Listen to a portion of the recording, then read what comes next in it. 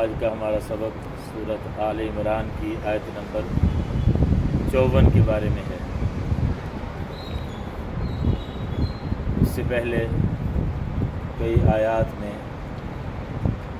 حضرت عیسیٰ علیہ السلام، ان کی والدہ محترمہ اور ان کی نانی کا تذکرہ ہوا، اور اس کے بعد بھی انشاءاللہ مزید کچھ مضمون آئے گا۔ حیران کن بات یہ ہے، اللہ رب العزت نے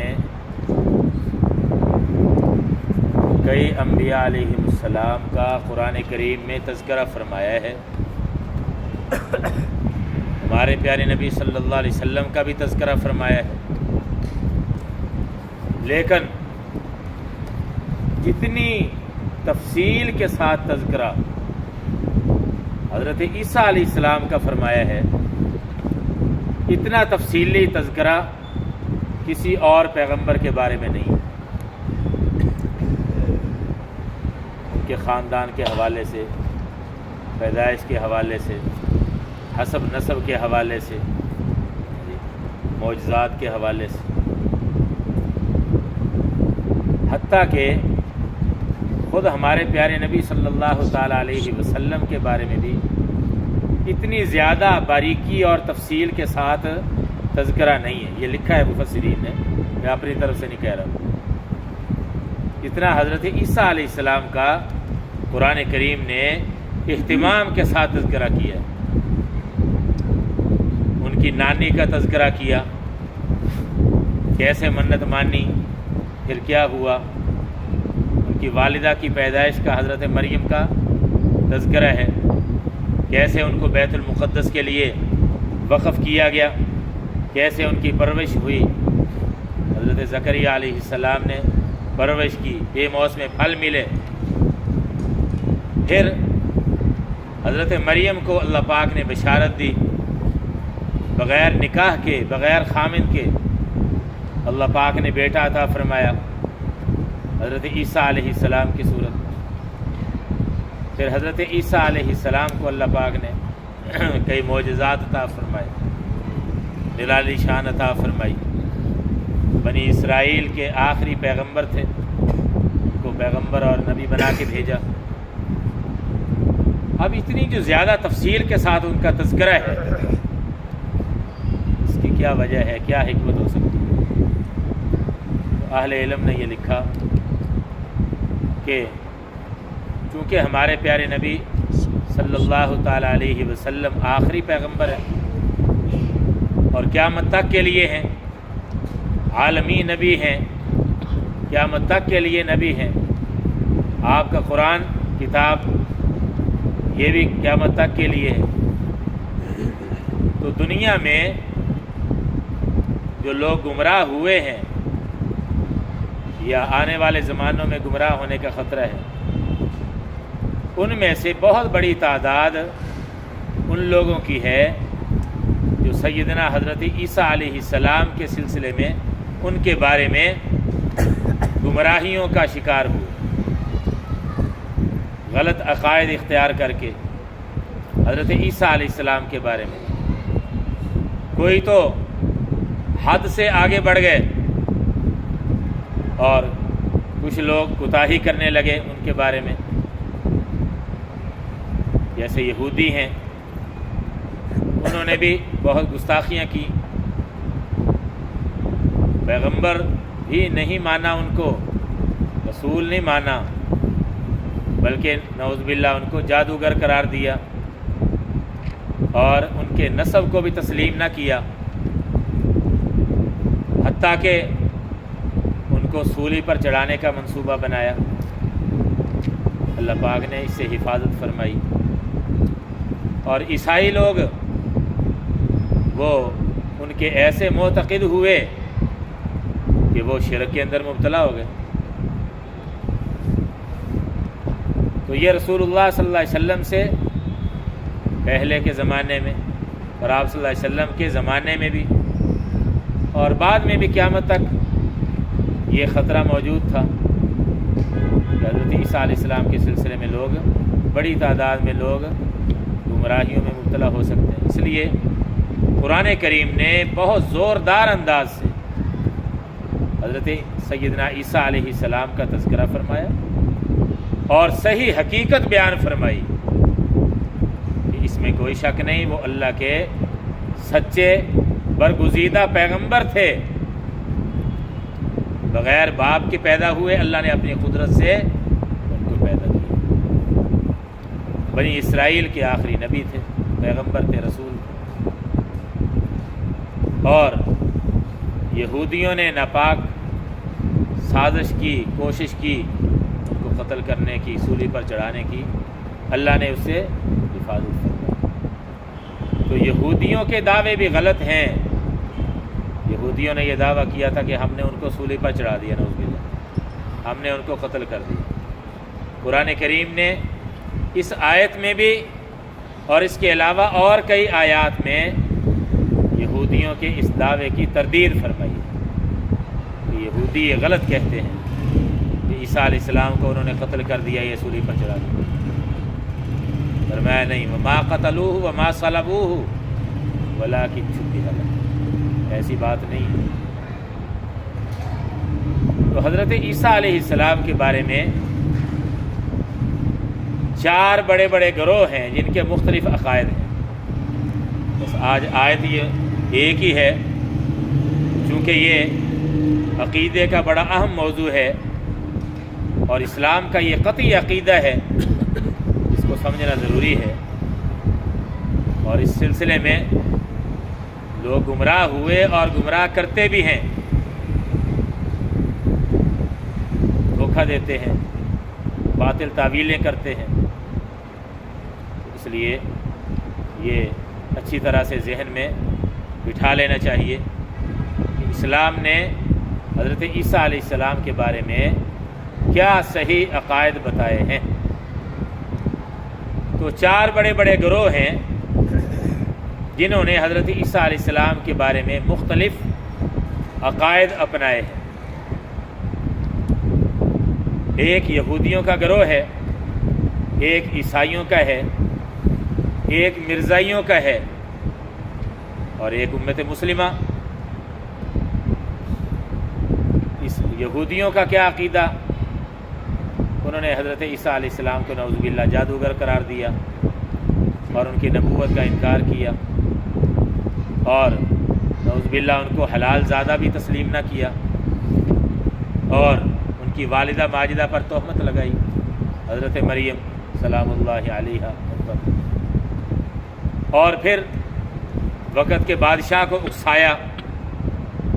رومیوں کی حکومت تھی تو حکومت کو اکسایا کہ اس کو گرفتار کیا جائے۔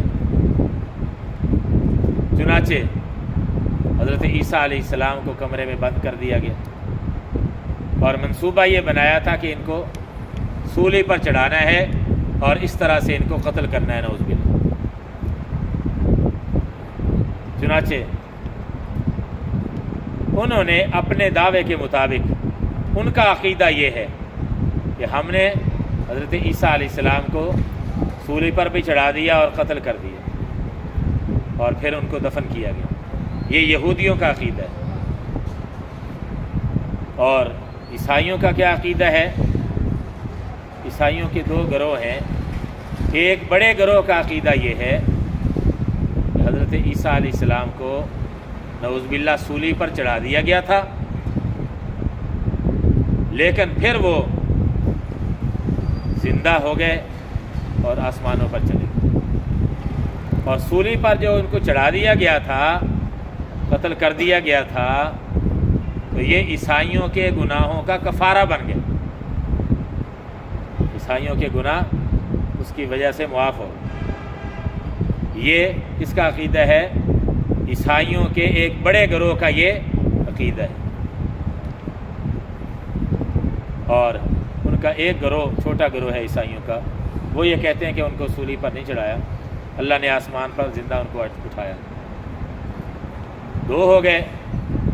تیسرا ہے مرزائیوں کا عقیدہ۔ مرزائیوں کی کتابوں سے جو بات سامنے آتی ہے وہ یہ ہے کہ ان کا عقیدہ یہ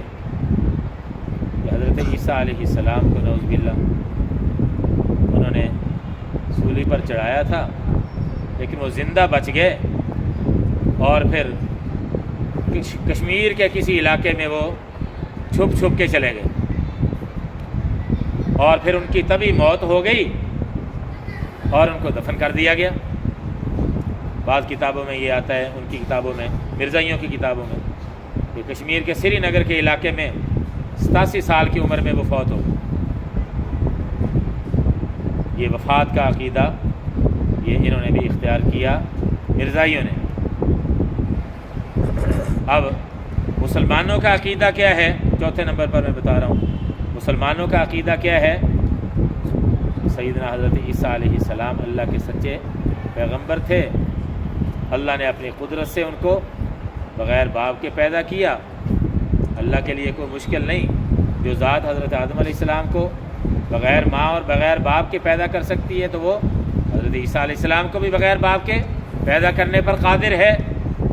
یوں عجیب طریقے سے اللہ پاک نے معجزانہ طور پر بغیر باپ کے اپنی قدرت سے اللہ نے پیدا کیا، بڑے ہوئے، اللہ نے نبوت عطا فرمائی، اور پھر یہودی ان کے مخالف ہو گئے اور انہوں نے منصوبہ بنایا ان کو قتل کرنے کا اور سولی پر چڑھانے کا، لیکن اللہ پاک نے ان کے منصوبے کو ناکام کیا اور ان کو زندہ آسمانوں پر اٹھا لیا۔ کیسے؟ بند کمرے میں حضرت عیسیٰ علیہ السلام کو بند کیا گیا، تو یہودیوں کا ایک شخص تھا، اسی نے جاسوسی کر کے حضرت عیسیٰ علیہ السلام کو گرفتار کروایا تھا۔ اس کو انہوں نے اندر بھیجا اور باہر محاصرہ کیا ہوا تھا مکان کا۔ اب اللہ رب العزت نے حضرت عیسیٰ علیہ السلام کو وحی کے ذریعے سے بتا دیا تھا کہ میں آپ کو محفوظ آسمانوں پر اٹھا لوں گا۔ اگلی آیت میں اس کا تذکرہ آئے گا انشاءاللہ، کل وہ آیت پڑھیں گے۔ چنانچہ وہ جو جاسوس تھا یہودیوں میں سے، وہ اندر آیا تھا، اللہ پاک نے اس کی شکل حضرت عیسیٰ علیہ السلام جیسی بنا دی اور حضرت عیسیٰ علیہ السلام کو زندہ آسمانوں پر اٹھا لیا۔ اب یہودی آئے اور انہوں نے اس اپنے ہی آدمی کو سولی پر چڑھا دیا۔ یہ کسی مولوی کی بات نہیں، یہ قرآن بتا رہا ہے، وما قتلوہ وما صلبوہ ولکن شبہ لہم۔ اللہ فرماتے ہیں یہودیوں نے نہ تو ان کو قتل کیا حضرت عیسیٰ علیہ السلام کو، اور نہ ان کو سولی پر چڑھایا۔ ایک جگہ فرمایا وما قتلوہ یقینا، سورہ نساء میں، یقینی بات ہے کہ انہوں نے حضرت عیسیٰ علیہ السلام کو قتل نہیں کیا۔ بل رفعہ اللہ الیہ، بلکہ اللہ نے ان کو اپنی طرف یعنی آسمانوں پر اٹھا لیا۔ کئی آیات میں یہ قرآن کریم نے حقیقت بیان کی۔ اچھا، اب جب انہوں نے اس اپنے آدمی کو سولی پر چڑھا دیا، اب سوچنے لگے کہ یار ہم نے بھی تو ایک بندہ یہاں بھیجا تھا، اگر ہم نے عیسیٰ علیہ السلام کو سولی پر چڑھا دیا تو وہ ہمارا بندہ کدھر گیا؟ اگر ہم نے اپنے بندے کو سولی پر چڑھایا تو وہ عیسیٰ علیہ السلام کدھر گیا؟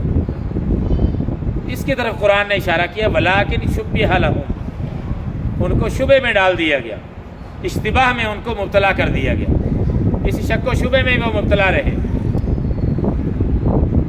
تو یہ ہے اسلام نے جو عقیدہ حضرت عیسیٰ علیہ السلام کے بارے میں بتایا قرآن کی کئی آیات میں، اور یہ قطعی اور یقینی عقیدہ ہے، اس کا منکر کافر ہے۔ احادیث متواترہ، ایسی احادیث کہ جن میں کوئی شک و شبہ نہیں، جن کے ثبوت میں کوئی شک و شبہ نہیں، ایسی احادیث کو کیا کہتے ہیں؟ احادیث متواترہ، متواتر تواتر سے، اس کو نقل کرنے والے ہر زمانے میں اتنے زیادہ ہوں کہ ان کا جھوٹ پر متفق ہونا محال ہو۔ جی جھوٹ پر متفق نہیں ہو سکتے، ایسے اس کو کہا جاتا ہے تواتر۔ ایسی احادیث جو ہوتی ہیں تو اس سے یقینی اور قطعی ثبوت حاصل ہوتا ہے، عقائد اسی سے ثابت ہوتے ہیں۔ ایسی احادیث جو حضرت عیسیٰ علیہ السلام کے بارے میں یہ عقیدہ بیان کر رہی ہیں، 1 2 نہیں، 5 10 نہیں، 100 سے زیادہ ہے۔ اس پر مفتی تقی عثمانی صاحب کے والد صاحب تھے، مفتی اعظم پاکستان مفتی محمد شفیع صاحب رحمۃ اللہ علیہ، انہوں نے اپنے استاد حضرت علامہ انور شاہ کشمیری رحمۃ اللہ علیہ کے حکم پر ایک کتاب مستقل لکھی۔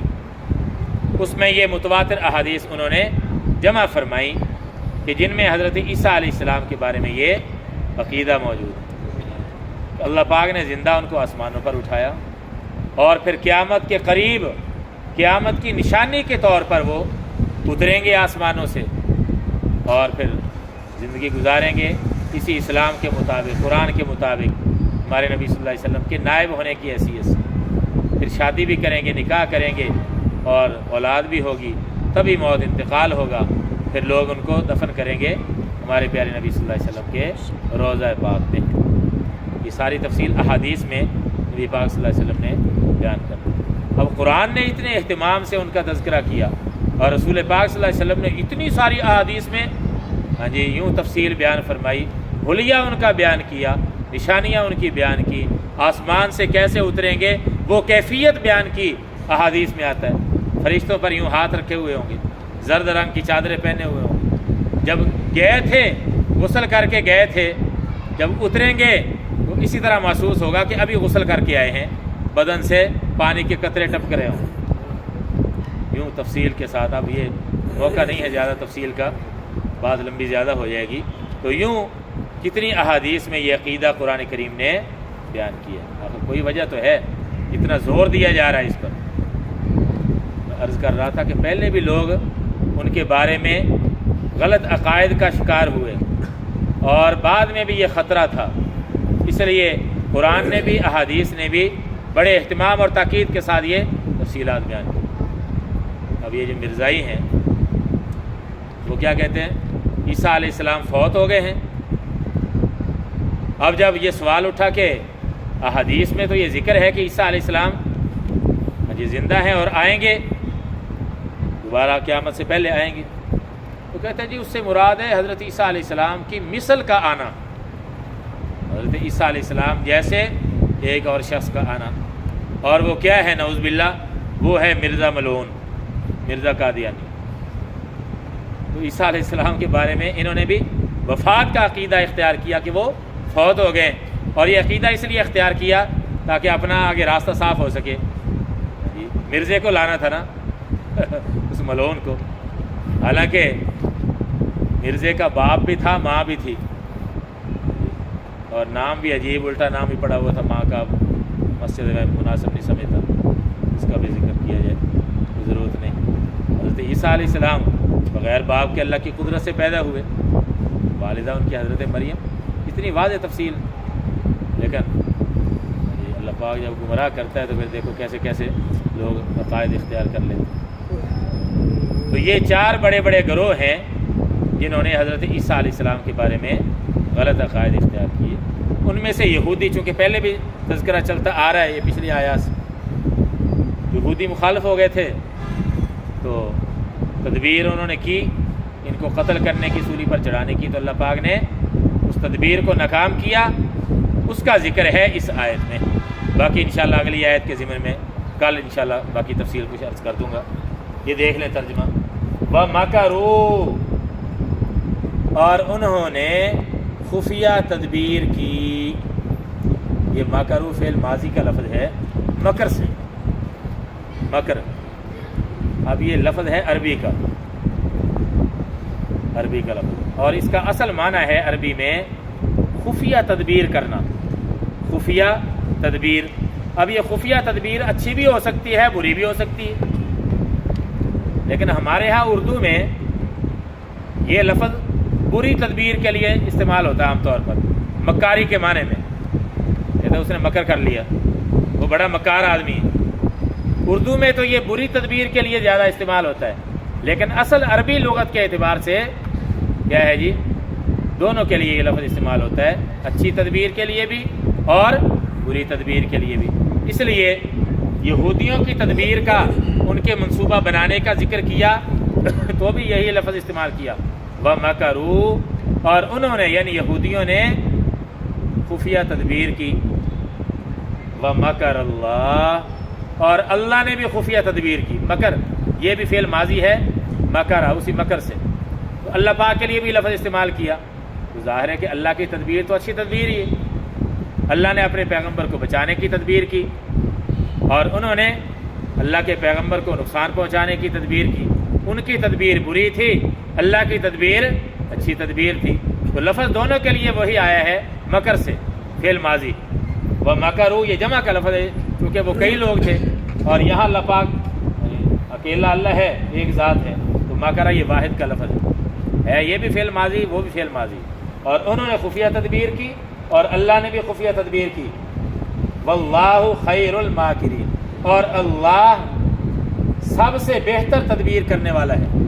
خیر الماکرین، ماکرین یہ جمع ہے ماکر کی، اور ماکر کا معنی تدبیر کرنے والا. تو خیر الماکرین تدبیر کرنے والوں میں سے سب سے بہتر. خیر الماکرین تدبیر کرنے والوں میں سے سب سے بہتر، اور اللہ تدبیر کرنے والوں میں سے سب سے بہتر ہے. اللہ پاک ہمیں صحیح عقائد اور اعمال کی توفیق. الحمدللہ رب العالمین والصلاۃ والسلام علی رسول الکریم.